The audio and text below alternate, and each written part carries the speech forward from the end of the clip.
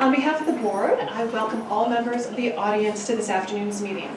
This meeting is a working session of the board to conduct the business of the district. The agenda for today's meeting has been published, and the agenda items to be discussed and or voted on have been studied by the board members. I would like to introduce the people here on the dais with me. To my far left, Recording Secretary Cindy Benson, Superintendent Larry Francois. Board member Kimberly D'Angelo is absent today. We also have board members David Kogan, Sandy Hayes, and Ken Smith. I am Amy Cast, and I currently serve as president of the board. Agendas for this meeting, as well as minutes from our previous meeting, are available on the table at the back. If you're here to address the board on agenda items, please sign in on the clipboard that is on the table with the agendas. You will have an opportunity near the beginning of the meeting for your comments. Before we start the first order of business, which is Superintendent Francois' report, I wanted to take a quick opportunity. I promised no fanfare, but this is the last meeting that Superintendent Francois will be attending with us due to a scheduling conflict at the end of the month. And I couldn't let the opportunity pass without commenting. President's prerogative can be very handy sometimes.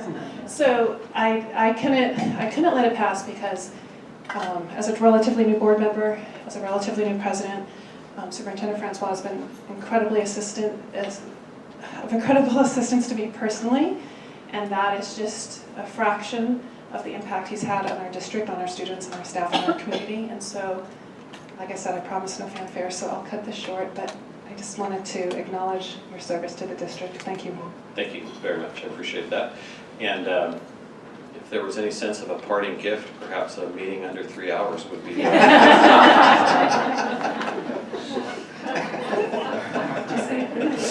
Just saying. I appreciate it. Oh, superintendent's report. Okay. Back to you. Great. All right, I want to begin tonight. Well, first of all, thank you very much. I appreciate those kind words. And there are many things I will miss, certainly about the Northshore School District. I'm not sure board meetings would top the list, but they are an important part of our work and our business, and I always respect the process and the hard work and deliberation that goes into them. So thank you for that. I want to begin tonight by congratulating and welcoming some new principals to our ranks. So at Leota High School, Audie Greger, who's the current assistant principal, will be moving into the principal position there next year. Jennifer Welch, the current assistant principal at Maywood Hills Elementary, will be taking over as principal at Cottage Lake Elementary. And Katie French, formerly Katie Kaler, she's currently the principal at Spruce Elementary in Edmonds, and she will be coming back to North Shore to serve at Frank Love Elementary. So we're really excited to have Katie returning. We still have a handful of assistant principal positions at the elementary level to fill, as well as now an assistant principal position at the junior high level as Audie moves up to principal, and so we'll be continuing to work on those over the coming weeks. On May 26th, I attended the Audit Exit Conference for the 2014-15 fiscal year with President Cast and Directors Smith and Kogan. I want to recognize and thank the Business Services team for their outstanding work that led to a completely clean audit with no findings, no management letters, a smattering of ticky-tack minor things. And again, special thanks to Executive Director Lydia Selly, Director of Accounting Julie Valentino, Director of Finance Chris Brannigan, and Director of Purchasing Candy Manthe for their outstanding leadership, expertise, and professionalism. On July 1, I had the opportunity to attend a regional equity network for leaders and superintendents that was hosted by Puget Sound ESD. This was a good opportunity to learn about the equity and diversity work that's taking place more broadly across our district, and as we continue our work into the coming years, this will be a good network for us to engage with, to learn from, and to grow with. On June 2nd, I attended the staff retirement celebration with President Cast and Directors Hayes and Smith, and their comments were very, very nicely done at the event.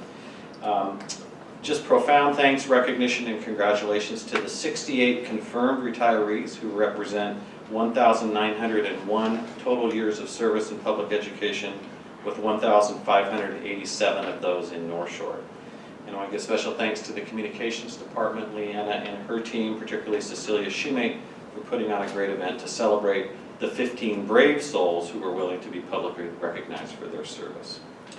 Earlier today, Deputy Superintendent Carolyn O'Keefe and North Creek High School Planning Principal Eric McDowell and I met with about 25 real estate agents at the Woodinville Windermere office. They had requested an opportunity to meet with us to learn more about the changes that are taking place in the district, and in particular to learn about North Creek High School and the boundaries and how that was all going to be influencing that. And once again, we hear continually that Northshore Schools is a major selling point for them as they do their business, and they see real dollar increases in the price of homes in Northshore versus comparable homes in neighboring school districts. So that's great to see. And finally, I want to wrap up with a congratulations to the 1,440 students who will proudly receive diplomas from Northshore Schools over the next 10 days. It's certainly a wonderful accomplishment for them, for their family, and for the many staff members who've supported them through their educational journey. And I know I speak for all of us when we wish them the best as they take on new adventures and opportunities post-high school. Thank you, Superintendent Francois. Next on our agenda, under programs and special presentations, the Secondary Academy for Success will now be recognized for receiving the Engaging Students Award for 2016 from the Washington State Association of Curriculum Development. It's my pleasure to get to award this award on behalf of ASCD. As a member, I'm excited to do that on that organization's behalf, but just on a personal note, I've been so impressed with the work of SAS for so many years that it is just a distinct pleasure of mine to be able to get to do this tonight. So here's what I need to say. Each year, Washington State ASCD gives 5 awards to schools across the state that related to each of the 5 tenets of ASCD's Whole Child Initiative, ensuring students are healthy, safe, engaged, supported, and challenged. This year, the award for student engagement goes to Northshore's own Secondary Academy for Success, otherwise known as SAS. The award is intended to recognize educators who contribute to providing a school where students have access and opportunity for engagement in a variety of learning experiences. SAS is being recognized for their high level of civic engagement, involving students in projects that benefit the community, as well as their partnerships with the McKinstry Corporation, Cascadia College, and the State Department of Education with their work as a green school. Also noteworthy is their partnership with 21 Acres in Woodinville, where students learn about sustainable organic farming and teamwork. The director at 21 Acres described SAS best when he said, "We treasure our relationship with SAS because of the importance it places on building and strengthening community. 21 Acres appreciates their recognition of the value of non-formal learning contexts and allowing students to flourish in non-traditional settings. Washington State ASCD commends and honors the Secondary Academy for Success for their visionary leadership and being an outstanding model for other schools across the state." Please join me in congratulating this remarkable group.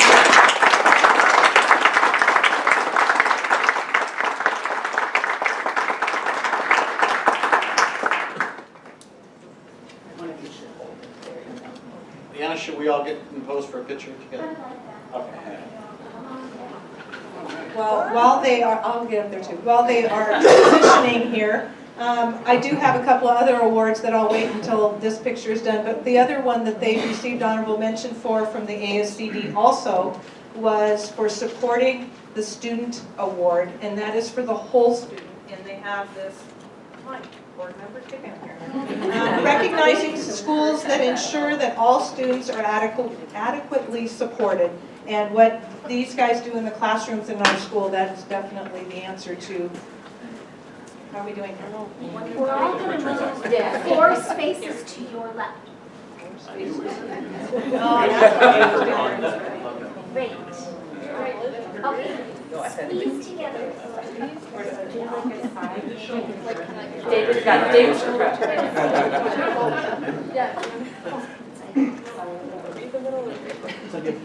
Okay. Sophie, look forward. Then I'll do one more. thank you. So my staff needs to stay here, so that was award number 2. So thank you so much for also being recognized for supporting and ensuring that all students are adequately supported. Then we've also, and I asked if I could take the floor for more awards. We have been awarded the $1,000 scholarship of winning the CAN Drive that we have come in 3rd place in the last 4 years. This year we won it, and this is in the state of Washington, based on the amount of cans per student that are collected at our school, and we were #1 in the state. So here's our little certificate. So this really should go to Judy and Gary, because Judy organizes that and delivers the cans to have them crushed, and money that we get, and Gary steals the cans from every homeroom that we have. So this is a competition that we do through school. And then the next one is the one really that we're extremely proud about, and that is that we earned our level 4 green school, sustaining green school ability. I'm going to give this to Dawn, because this year on level 4, it is how do you educate your community and your surrounding areas of being sustainable, being green, reducing your footprint, and she took our message out to the elementaries in our district. So we had to accomplish level 1, which we did 3 years ago, and that was waste and recycling. And then number 2 was the energy, and then level 3 was water conservation and pollution. And we have accomplished each one of those this year. And in order to be awarded level 4, we had to do all 3 of those and reach out to the community, which we did. So these guys work tirelessly on the green school and recycling, and I am so proud to be the head of all of that, right? So thank you, board, for allowing us to be honored in front of you. We will recognize again this group at graduation on Thursday. Yeah, good. Yay.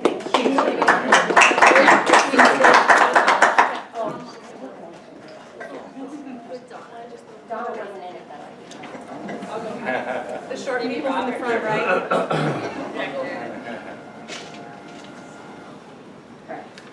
Thank you. Thank you so much. Thanks, everybody.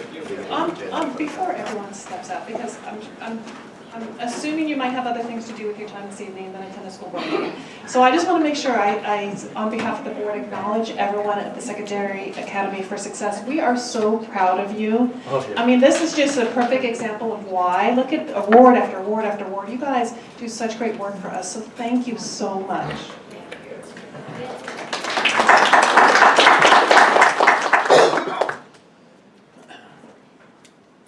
So if I may, before we move on to public comment and get into the action items of the board meeting, I'd like to inform the board that we need to remove the capital facilities plan from consideration at tonight's meeting, and I want to invite Ryan and Karen forward to give a little more in-depth explanation as to why.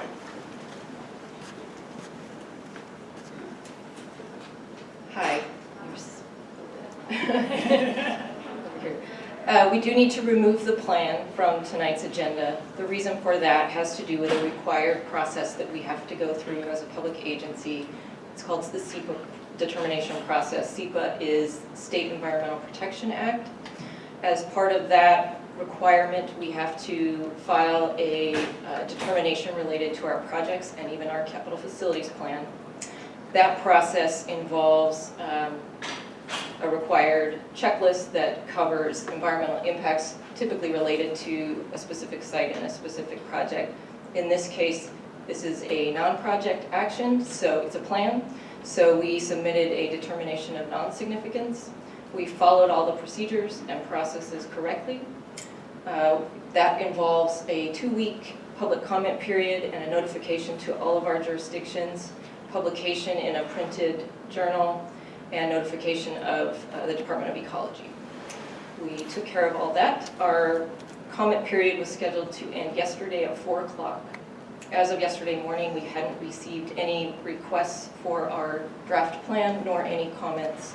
However, late yesterday afternoon, we did receive from the City of Woodinville a appeal and comments to our plan. That requires that we pull this from tonight's agenda and instead process the appeal.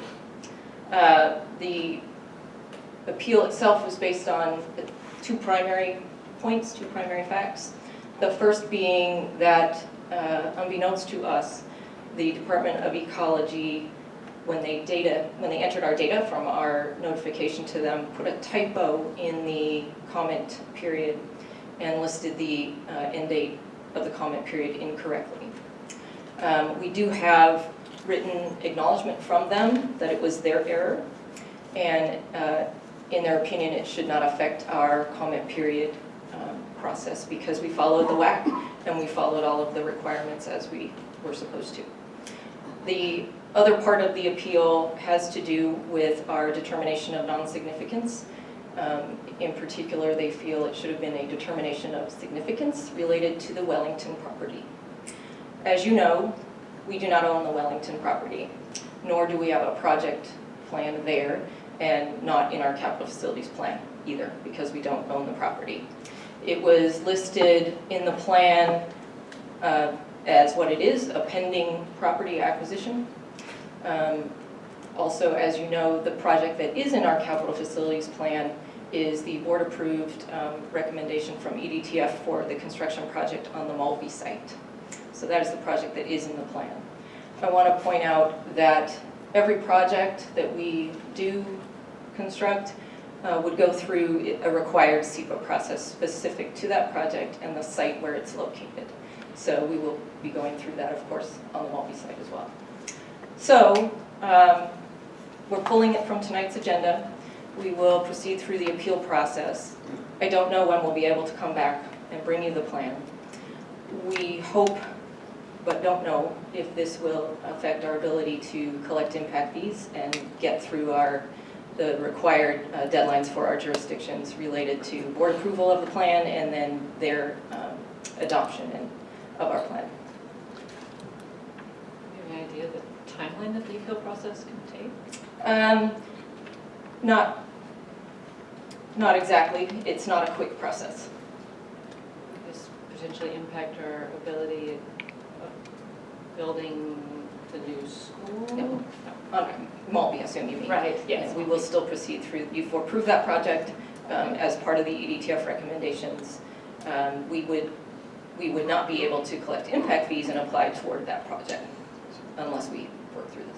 Can I ask a couple of questions? So after I heard of this, I went and looked back through the plan again, and the only reference I found to the Wellington is on page 19 of bulleted items, says 2015 pending property acquisition for 104 acres, potential future school construction site. Is that the only reference?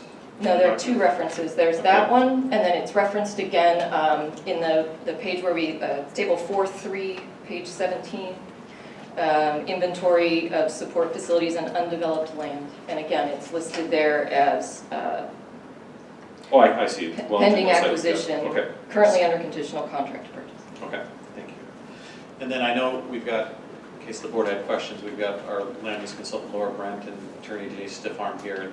My question, and anybody can answer this, is I've been through lots of capital facility plan updates. I've never experienced an appeal on a capital facilities plan. Is this a normal or is this a bit unusual? I believe it's quite unusual, but I think Denise might be better. She works with a lot of school districts on their capital facilities plan and has a long history.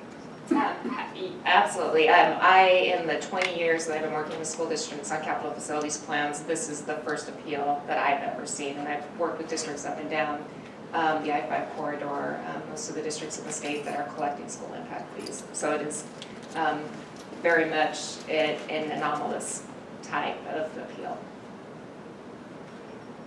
So then that's what makes it so difficult to understand the time frame that we're looking at, correct? Because it's so unusual?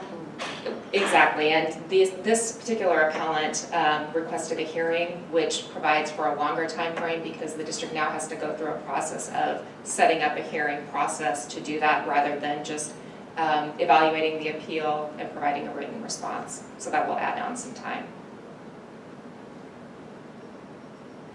I just wanted to clarify, we had a plan with the Mulvey site to do some work with the contractor ahead of time by a deadline. That's not part of this at all, is that correct? No, and actually, I think what you're referring to is the GCCM process. Exactly. Yeah, we haven't started that yet, and that requires board approval as well, so we haven't. When we begin that process, you'll know, because we have to come to you. That is a separate process from, Yes. okay. Two more questions. So what kind of money could we potentially lose with this under the impact fee? Well, if our plan was approved by the school board and then adopted by all of our jurisdictions, our single-family home impact fee for elementary is $10,500 and some dollars that I can't remember on the top of my head. $10,563 per single-family home. So that would apply to new housing permits that were submitted after adoption of our plan, and that after it becomes effective, which I believe would be around the first of the year. So, So I don't know how many right, housing but permits. we but could lose millions of dollars because of this It could anomaly be, of a it could be a sizable appeal sum. process. And at this point, there's nothing, no negotiating, no conversations that can be had with the city of Woodinville? Once they've filed the appeal, we're stuck in this timeline? Laura might want to answer that, I'm not sure. Laura is our land use planning consultant. She's also our district SEPA official. In the appeal that they filed, they did indicate that we could have a conversation with the city and talk about mitigation. The problem is, again, you don't own the property, so it's really not an appropriate discussion at this point. We don't have a project to mitigate at this point. That's correct. You have no project, you don't own the property. So just to clarify my mind, they have indicated the only way we have a conversation is over mitigation? No, I'm referring to their appeal letter where they Okay. did encourage us to come in, and that if we had started that conversation, there was an indication that maybe the appeal could be withdrawn. But again, it's related around the mitigation for a project. Right, Because we don't own the property. right, got it, okay. It just gets better, okay, thank you. So Cindy will be taking action to remove that item from the consent agenda. Okay. Thank you. So, I have a question. So is there any reason why we wouldn't at least begin this conversation to understand more? About the capital facilities plan, or Just if the city of Woodinville has offered a conversation, why would we not have a conversation? because we have no project specifics to converse with them about and we don't own the property. So we wouldn't be able to address any concerns they might have about impacts from a project without a project. And who is taking this action from the city? Is it their board? Is it the staff? What's the level of decision making that? I only know the name of the attorney who brought it forward. That's Peter Eglick. He is, I believe, representing the city of Woodinville. Did they take action in a No idea. public meeting? I have no idea. I should also say that there was a duplicate appeal filed by another attorney, Richard Aramburu, who is the attorney for the Neighbors to Save Wellington Park community group. Is there any way to ask for some kind of a summary judgment of, if it seems to be a claim with perhaps no foundation? The process works, it's an administrative appeal process, and so there isn't a summary judgment per se. There is a hearing that must be held at the request of the appellant, and so certainly through that process, the issues can be fleshed out and a decision can be made from the hearing examiner. But it's a little bit different than a Superior Court action where you could move quickly to try to get that summary judgment short of a trial. Here you have the hearing, which is the trial, but it's on a quicker time frame, and then that decision would be a final decision. So there's no ability to ask the question like the appellant has no standing type of a question? Those questions certainly can be asked, but it's a part of the hearing process. Is it like 30 days, 90 days? The way the district's hearing process works, and Laura might want to jump in just because I know she has more specific from having been through a district-specific hearing, but once the hearing is set up, then the presiding officer then has 30 days from the hearing to make a decision. under the district SEPA policy. I don't know if there's any other specifics in the policy you want to get into. Not really, just in terms of, you've been through this twice before, in the years that I've worked with the district where you've had an appeal, and the process has been we hire a hearing examiner, and then the hearing examiner will set and schedule the protocol.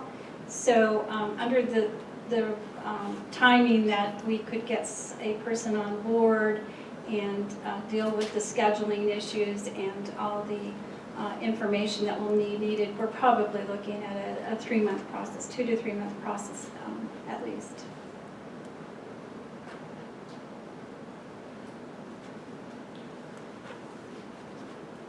Any other questions from the board? I'll just- Oh, yeah. Will say that Denise is going to help work with our jurisdictions with this situation, and we don't know what will happen, but we will hope that they will be willing to work with us through this and find a way to move forward.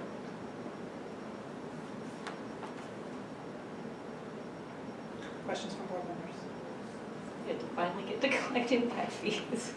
Yeah, I wonder, is this the kind of thing where we have met with cities of Kenmore and with Bothell, and those were very productive and useful conversations, and we have not yet had our meeting with the elected officials. It would seem like this might be a good time to begin a conversation.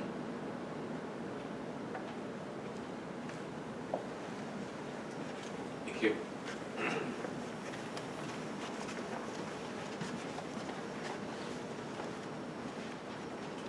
So let's do this, because I see the question mark over your head, Ken. So let's go to the new business items and discuss that under new business items. Does that make sense? That does make sense. Okay. All right, then, so we're going to go to the agenda. Okay, and the next item on the agenda is association and public comments. So the Northshore School District Board of Directors has set aside a period of up to 60 minutes to receive updates and comments from association leaders and citizens from our community. The board believes that a safe civil environment is essential to high student and staff achievement, and that the free exchange of ideas is central to a quality educational process. The board expects all parties addressing the board to present their comments in a way that's civil and respectful. Please speak directly to the board and address matters related to district operations, policies, procedures, and agenda items under consideration by the board. Comments should not make reference to any employee or representative of the district by name or by identifiable reference like title. Board meetings are not the appropriate setting for personnel complaints. If interested, there is a complaint process available through the Office of the Superintendent. Please note that because of the public governance process, the board may ask clarifying questions regarding topics not on the meeting's agenda, but will likely defer discussion to a future meeting if warranted, in order for staff to prepare any necessary background information for board members to review, and for the discussion item to be included on a published agenda for the benefit of other parties who may have interest in the topic. Alternatively, a district employee or board member may respond to individuals offering public comment at a later date if warranted to do so. When addressing the board, please state your name clearly for our records. Please limit your comments to 3 minutes. There's a timer that will sound when your time has expired. Thank you for your participation in the governance process. First, are there any association leaders wishing to address the board? Sarudo?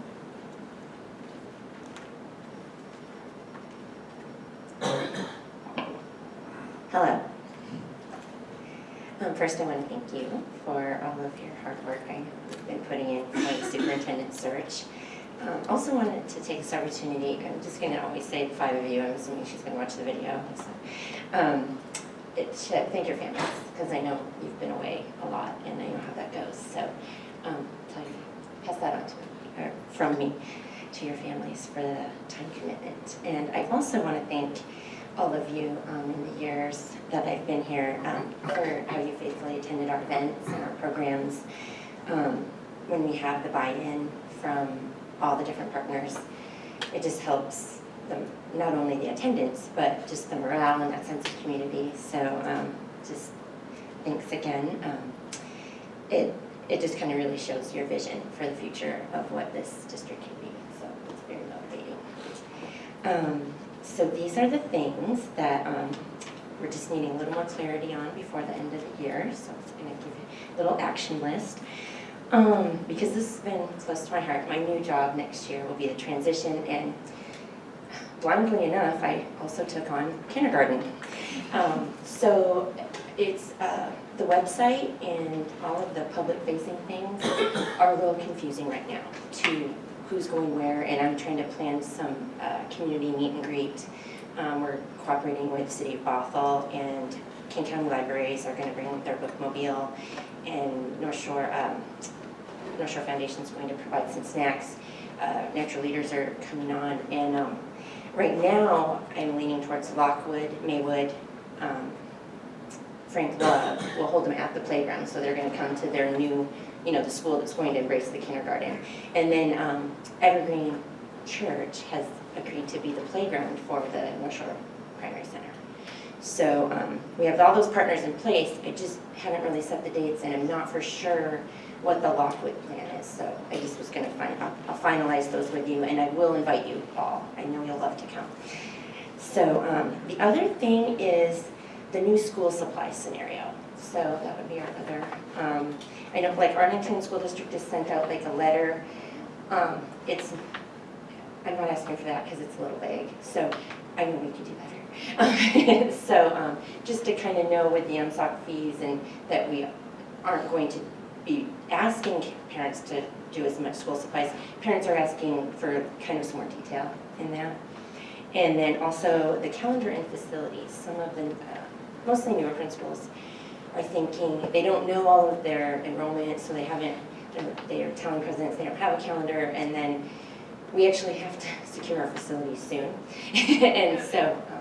I apologize. So when you say facilities, you mean? Plan our meetings for the next year, okay. And we don't know, I know the start date, I know that's up in the air, but just kind of getting a whole calendar plan. Some schools are right on, they've already done it, they did it like a month and a half ago, but other schools are still kind of waiting. So just to maybe get everyone on the same page when that goes, because we just, I know facilities works very hard with the numerous requests that they get, so we want to be able to really be helpful. And since this is my last meeting, the support staff at the district is amazing, and I do want to publicly thank them as well. Communications and support have just helped us so much and really formed a partnership that help us help parents, and it's wonderful. So like I said, this is my last meeting as well. I'm going to National PTA Convention in Orlando, and visiting some family before then. So we are going to take our 8,000 members that we represent and get some ideas and add to the collective of the Washington State PTA's 132,000 members. We are getting an award from Washington State PTA for having the best practice as a business, running our PTA like a business. So we get to teach classes. So let you know how that goes. I'll be sharing information, trying to get as many new ideas as possible. This one, I will be contacting Tony Skinner, since I am on the Washington State Board now, because this from Auburn was quite exciting. The Washington Association of School Administrators, WASA, recently chose the Gildo Ray PTA as the recipient of the WASA Region 110 Community Recognition Award. The Gilda Ray PTA is an active, thriving, successful PTA that supports numerous initiatives for students, families, and staff. The Gilda Ray PTA Board has successfully recruited a wide variety of active, motivated parents and teachers in a school with 83% poverty and 50% English language learners. The PTA has 2 multilingual vice presidents and secretaries, providing leadership opportunities and a voice to the diverse families at Gilda Ray. From waning participation of just 15 parents 3 years ago, today more than 50 parents and staff members actively participate in the PTA. PTA-sponsored family and student events are designed for the diverse population, and publicity for events is created in both Spanish and English. All speaking during events is presented in both Spanish and English. The energy, enthusiasm, structures, and willingness to try new ways to connect with families has paid off for the students of Gilda Ray with a fantastic PTA. So, congratulations. So just wanted to add to that vision of some of the great things we can do here. We have definitely a different population, but we can tell what we have here.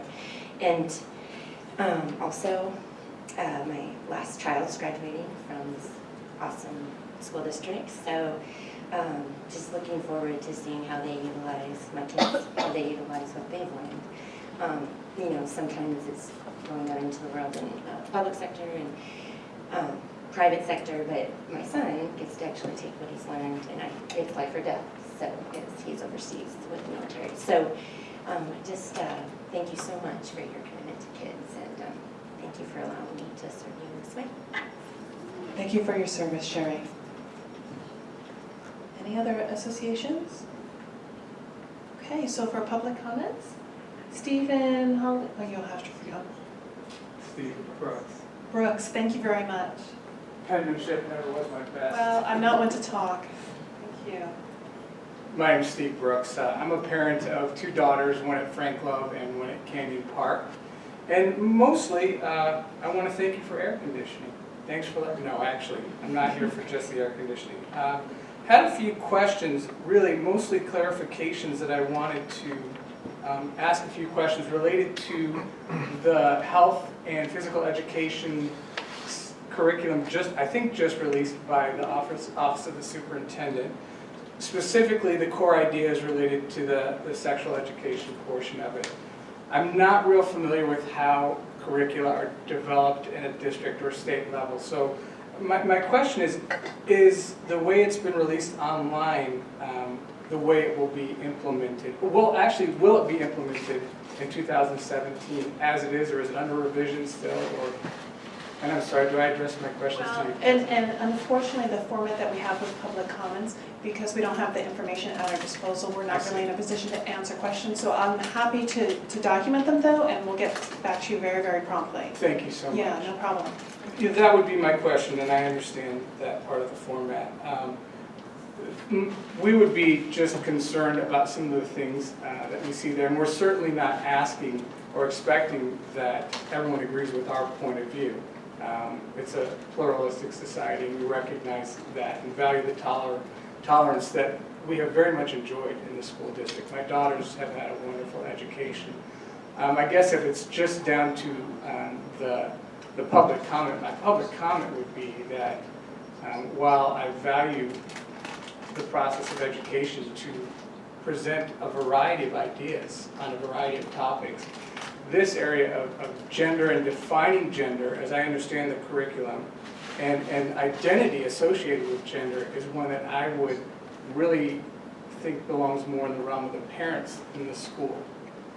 So you mentioned, President Cassidy wouldn't want us to single out a teacher, so let me just give a quick analogy that's very positive. We had a teacher at Canyon Park with my daughter presented a controversial issue, and one that we wouldn't necessarily agree with, and we were so happy to hear she informed us that he started class by saying, everyone's opinion will be welcome here. No one will be derided. No one's opinion will be berated. And your test will be based on the information presented, but that doesn't mean you agree with it. And may his tribe increase. I hope that that would be the tone taken with all these things. And I have no reason to believe otherwise. I just wanted to clarify. So I guess that's my statement. Okay, so, and I have your contact information, I have your phone number and email, so Yes. we will get some information and get it back to you. If you can read it, right? That, actually, I'm all set. That- I'm all set, okay. yeah. Terrific. Thanks for all your service to the community. Very much appreciated. Superintendent Francois, thank you so much for your service. We weren't allowed to clap, but I wanted to, so. I think Very clapping much. is just fine. Thank you. Yeah, thank you very much. That concludes public comment. Next on the agenda is the consent agenda. Is there a motion to approve? So moved. Is there a second? We have board members, please rejoin the meeting, and that'll refresh and will eliminate the Thank you. capital facilities fund. Second. So we have a motion to approve in a second. And so I think, are we all joined correctly? Okay, so any discussion on the consent agenda? I did have a question about the, I guess it's now item 9, the Snohomish County Impact Fee Program. And so this looks like, I want to make sure I'm understanding it. So let me tell you what I think I read, and then if it's fine, then we move forward. So it sounds like someone, if there is an impact fee in Snohomish County based upon the law that was passed, the developer can say, I'm going to pay my fee later. It's not that they wouldn't pay the fee, but they don't have to pay for it at the time the building permit is issued, at a time such as when construction is begun or construction completed, and that could be like a cash flow issue. Correct. That was a change to the law, I think it was either last year or maybe the year before, where developers are now allowed to defer impact fees. So this is Snohomish County's, they update their comprehensive plan every 2 years. So this is their opportunity to update this agreement and amend the language to include that, because now they, by law, have to allow those deferrals. So, and I guess the word defer is different than the word delay. And so that's what I want to be clear. Sure. Defer might mean never having to pay. Delay means pay it later. Right. The intent of the deferral is specifically either they can pay at the time they get their permit, or they can pay when they sell the house. So it's a delay. So just in terms Yes. of common It's parlance, not it would be a a- delay of the payment, not right, a, it's not a not a dismissal of the forgiveness of the fee. payment. Yeah. Okay, thank you. I just wanted to make sure that was clear. Yeah. Perhaps as a bit more, this was a provision change in the law that was advocated for by the Master Builders Association. It was opposed by school districts. The rationale of school districts being that by the time the house is occupied and there may be a student in your school, you're already experiencing the impact and you haven't received the resources to mitigate the impact. So it just is, I think, an example of the power of the builders' lobby in enacting changes to that suit their purpose, changes to the growth management. And if you can just, because on that lobbying, is this bill just about that particular piece, or was there other elements to that particular bill? I don't want to go too far down, but. Yeah, I would have to review it. My recollection is it was just related to this particular timing issue of when payment was made, although in general, the master builders have been quite successful in watering down as much as possible the financial impact to them, or that will get passed on to their homeowners. Thank you. Any other board questions on the consent agenda? Seeing none, I'll call for a vote. That passes unanimously. So next item on the agenda is action item, core curriculum material for AP Biology, IB Business Management and Social Studies grades 6 through 8. Is there a motion to approve? Moved? Second? Any questions, discussion from board members?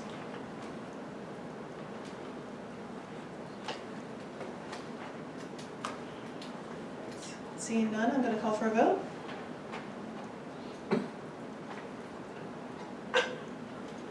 That also passes unanimously. Next item on the agenda is another action item. This is the second reading of board policies number 8122, bus maintenance, 8123, student conduct on buses, and 8362, voice communication systems, and 8600, utility management. Can I have a motion to approve? So moved? Second? Second? Questions or discussion? No? All right, I'm going to call for a vote. And that passes also unanimously. Next on the agenda, another action item. This is the second reading of board policies number 8330, staff insurance, 8332, workers' compensation, and 8334, medical insurance. Is there a motion to approve? So moved. Second? Questions or discussion? Well, seeing none, I'm going to call for a vote.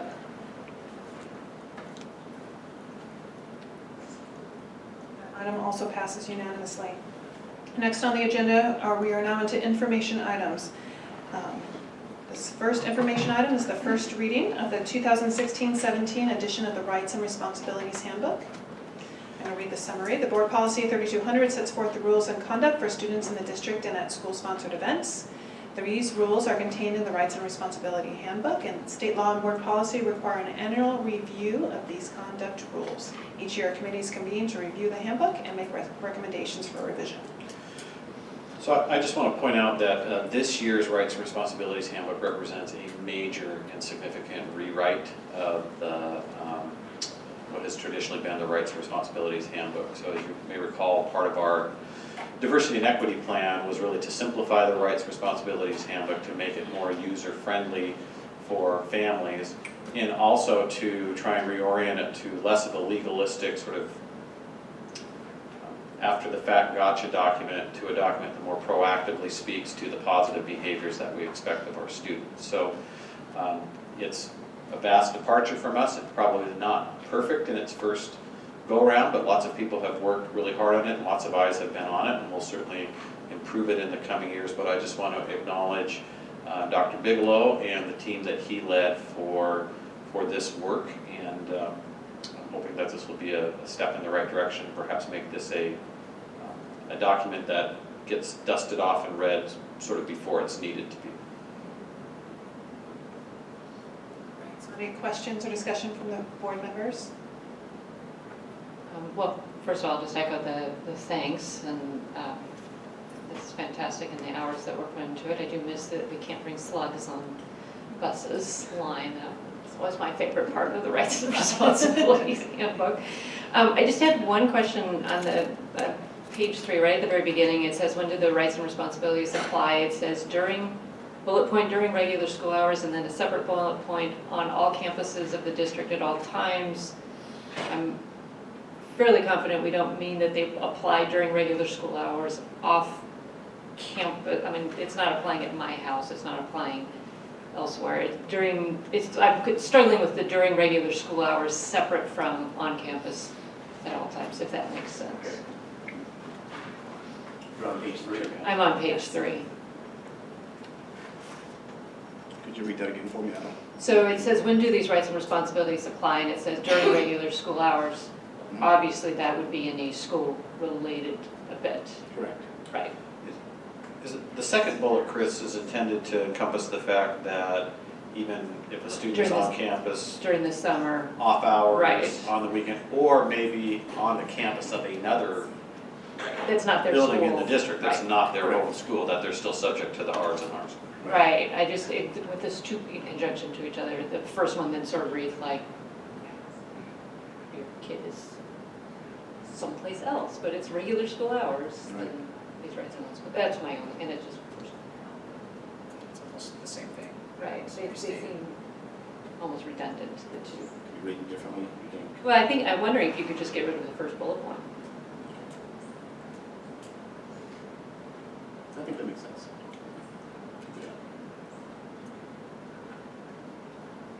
I have 2 comprehensive questions. One, have students participated in reviewing and looking at this, like the ASBs and whatever? Because these kinds of things, you go through the process to get them done right, and then there's always a question and when you come back to it. And so just wondering how many levels of review. I know a lot of people spend a lot of time to try and make it smaller. But what level have the students been involved and or others in the significant making this smaller and better? We had a first committee that consists of administrators working on just the first part of it, meaning getting the PBS language down pat. The second part, we had a second committee that we had students, parents, and community members on it as well to review the document. And we have students from every level, except elementary. I don't think it really applies much to them, so we have junior high and high school students on the committee. Okay, great. And then the other question was, it's on page 6 under bullet point 5, near the bottom of page 6. Okay. The student school dress code, and so we had received, yeah, it goes on to the next page, thank you. And we had received some emails from various advocates about dress code and any kind of specific calling out of any activity like how girls dress versus boys or some other kinds of things. And I know that that was something that was of concern. As I read this, it seems to be responsive to kind of what I see as the movements to have the dress code be as gender neutral and fair and appropriate as possible. So it seems like a modern version of a school dress code. And I just wondered if there was any additional comment on that, because I know we had received, people are sensitive to this, and I just want to make sure that as we look at it, it seems like it captures the concerns that have been brought to us previously. And I did read some of the same emails that I think you guys probably Right. had also. We did try, we worked on this part of it, try to make it as neutral as possible. I don't know if you need additional comments. If you have something you want to add, you can let me know that. But I think we worked on it pretty hard. I think it meets pretty well. I do too. I just wanted to make sure that and you know, if there was any model language that other associations or whatnot had come up with. But as I read it, it looked like it was responsive to the concerns. I just wanted to make sure that, and I was well aware that when we received that, it had gone to the groups that you were working with. So I just wanted. Okay, thank you. I have nothing else. The only thing I have just some concern with, having been on the school discipline committee for my prior university, is if and when something comes through the first time in reading a language and you find a misplaced comma or something like that. And so I don't know how to, if we have that phrase, you know, that like in legal documents, you know, one part of this that's not quite working doesn't throw the whole thing out, and you know, you apply some kind of sense. You want it in writing for the purposes that it's clear for everyone, but there's also every once in a while that. So I don't know if there's any disclaimer type language to help with that, or if it just, you know, we put it in place, and if and when there's, you know, bumps, as in with any written policy, especially in this area, you just kind of. Yeah, I'm not aware of Rs and Rs ever containing a severability clause, which is sort of what you're speaking to. However, I think the point is well taken, and we expect that we will find learning those types of issues, and I think we have recognized that having this substantial a rewrite opens the door to that, and that's why the committee will meet every year, and you know, we don't want to, we want to do what's best for the most, and if we have an issue or two that comes up that requires some revision, we're certainly open to that, and the process allows for that agreement. We do catch things throughout the year, and I document them to make sure we meet again in May to correct those. And so, and then this is this annual process to review that? Yeah. Okay. All right, thank you. Great work.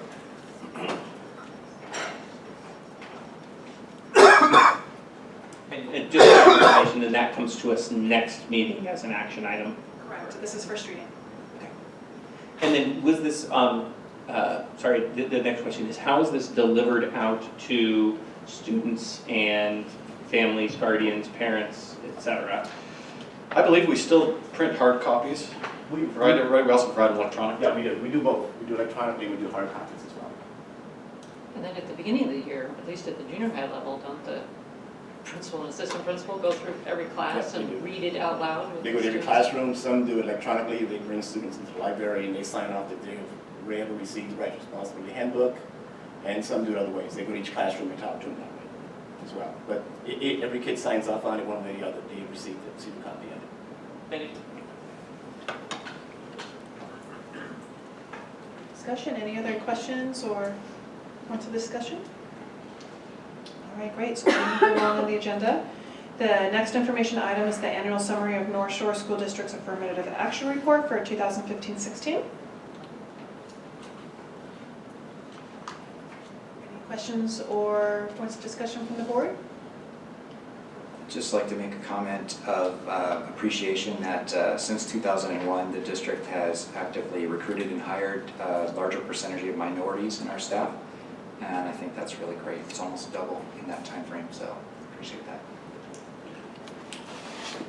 Really impressive that that has improved in the last couple of years in an era where it's harder to find people to work in the education field, so nice job.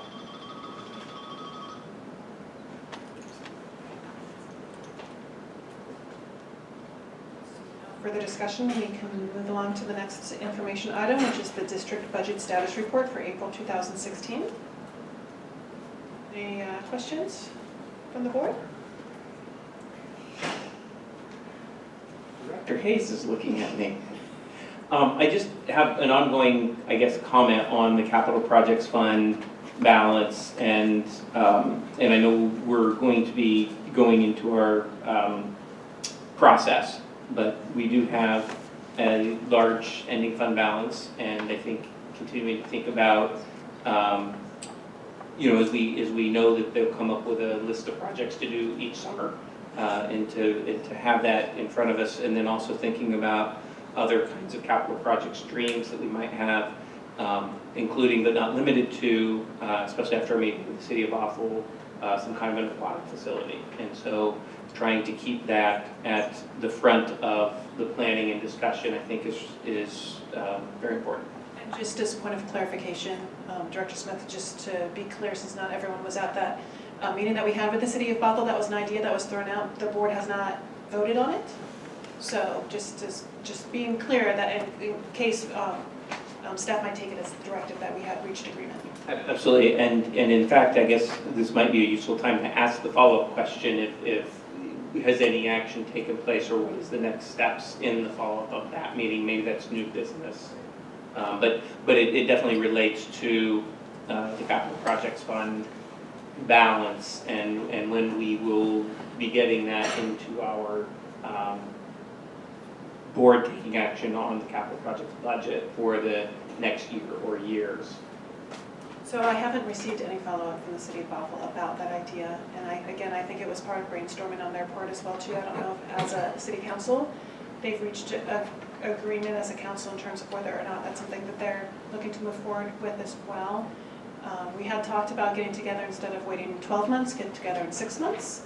And so I anticipate after the summer break, it would be a good time to loop back around it. Actually, and just to clarify, that was brought up by the Bothell City Council member who's also on the Northshore Parks and Rec Service area, which is a different, it wasn't, no, it was Spidey, I think. Josh ordered it.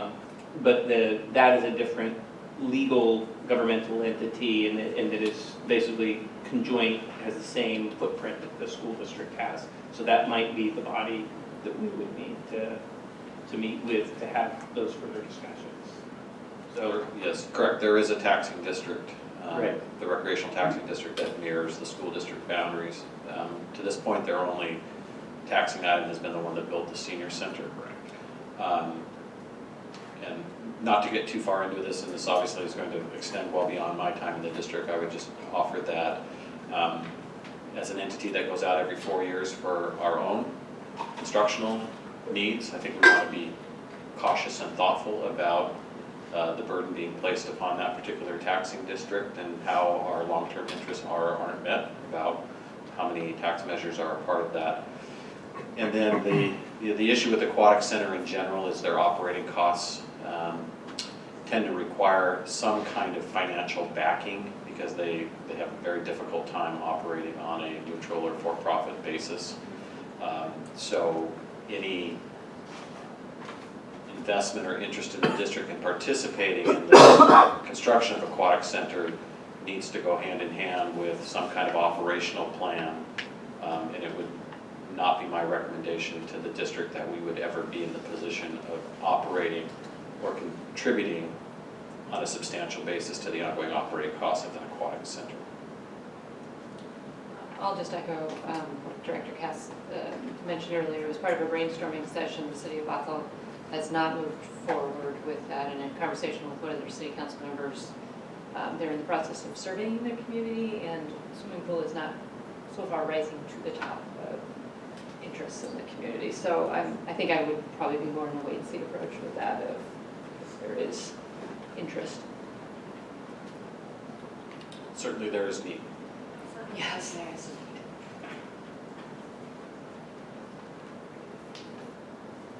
other questions about the budget status report?